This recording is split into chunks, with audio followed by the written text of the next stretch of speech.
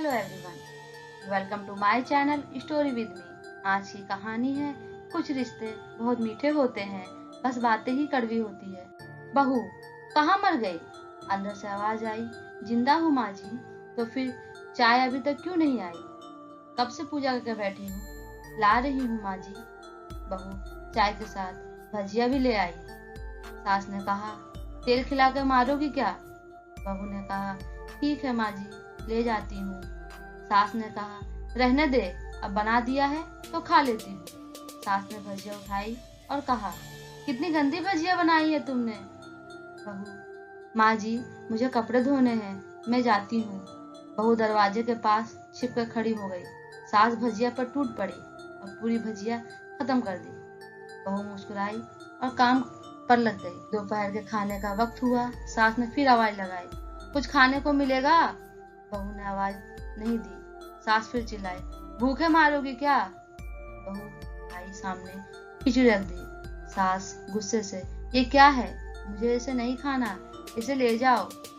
बहू ने कहा, आपको डॉक्टर ने दिन में खिचड़ी खाने को कहा है, खाना तो पड़ेगा ही। सास मुंह बनाते हुए, हाँ तू मेरी माँ बन जा। बहू फिर मुस्कुराई और चली गई। आज इनके घर पर पूजा थी। बहू सुबह 4 बजे उठ गई। पहले स्नान किया, फिर फूल लाई, माला बनाई, रसोई साफ की और पकवान और भोज बनाए। सुबह के 10 बज गए। अब सास भी उठ चुकी थी। बहू अब पंडित जी के साथ भगवान के वस्त्र तैयार कर रही थी। आज ऑफिस की छुट्टी थी, इसलिए पति भी घर पर थे। पूजा शुरू हुई। सास चिल्लाती, बहू ये नहीं है, वो नहीं है। बहू दौड़ी दौड़ी आती और सब करती। अब दोपहर के 3 बज गए थे। आरती की तैयारी चल रही थी। पंडित जी ने सबको आरती के लिए बुलाया और सबके हाथों में थाली दी। जैसे ही बहू ने थाली पकड़ी, थाली हाथों से गिर पड़ी। शायद भोज बनाते हुए बहू के हाथों में तेल लगा था, जिसे वो पूछना भूल गई थी। सारे लोग तरह तरह की बातें करने लगे। कैसी बहू है, कुछ नहीं आता, एक भी काम ठीक से नहीं कर सकती, न जाने कैसी बहू उठा लाए, एक आरती की थाली भी नहीं संभाली जा सकी। इस पर पति को भी गुस्सा आ गया और सास चुप रही और कुछ नहीं कहा, बस यही बोल कर छोड़ दिया, सीख रही है, सब सीख जाएगी धीरे धीरे। अब सबको खाना परोसा जाने लगा। बहू दौड़ दौड़ के खाना देती, फिर पानी लाती। करीब 70-80 लोगों हो गए थे, इधर 2 नौकर और बहू अकेली। फिर भी वह सारा काम आसानी से निपट गया। अब उसकी सास और कुछ आस पड़ोस के लोग खाने पर बैठे। बहू ने खाना परोसना शुरू किया। सबने खाना दे दिया गया। जैसे ही पहला निवाला सास ने खाया, तुमने नमक ठीक से नहीं डाला क्या?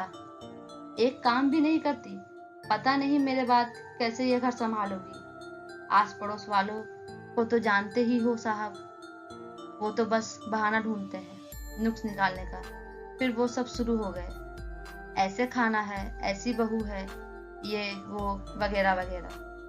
दिन का खाना हो चुका था। अब बहू का बर्तन साफ करने नौकरों के साथ चली। रात में जगराता का कार्यक्रम रखा गया था। बहू ने भी 1-2 गीत गाने के स्टेज के लिए चढ़ी। सास जोर से चिल्लाई, मेरी नाक मत कटा देना, गाना नहीं आता तो मत गा, वापस आ जा।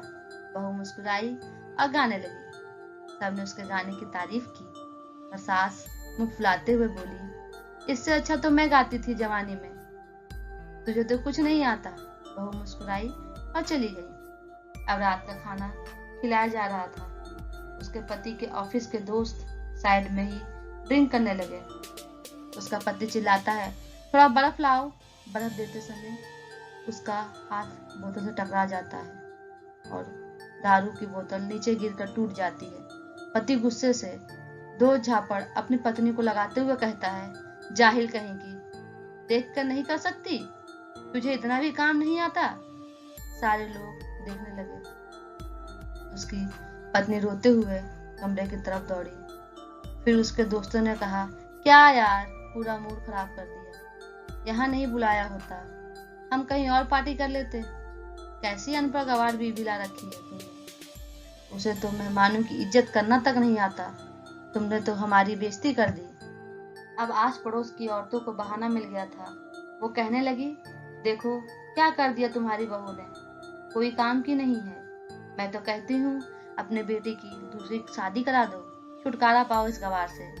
सास उठी और अपने बेटे के पास जाकर उसे थप्पड़ मारा और कहा, अरे नालायक, तुमने मेरी बहू को मारा? तेरी हिम्मत कैसे हुई?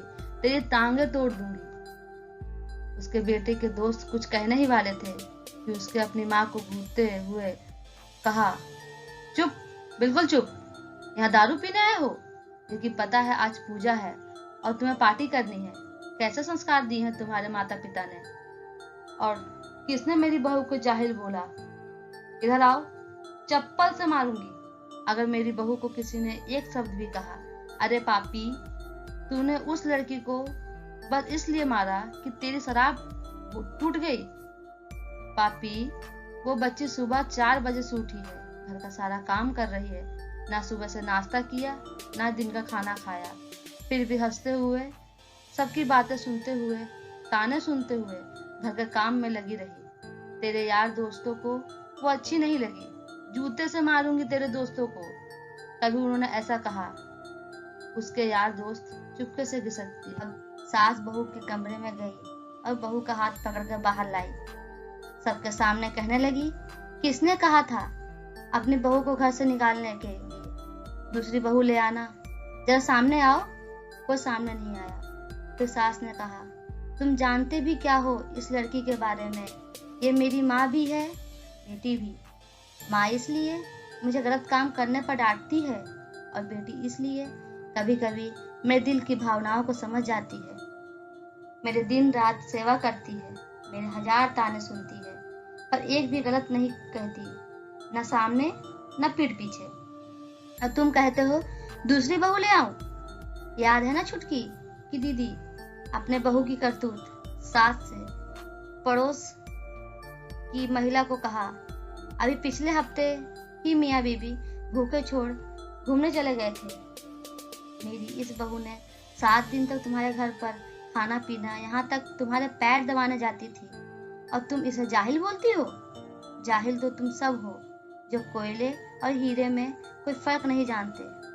अगर आइंदा मेरी बहू के बारे में एक लफ्ज भी बोला तो मुझसे बुरा कोई नहीं होगा, क्योंकि ये मेरी बहू नहीं बेटी है।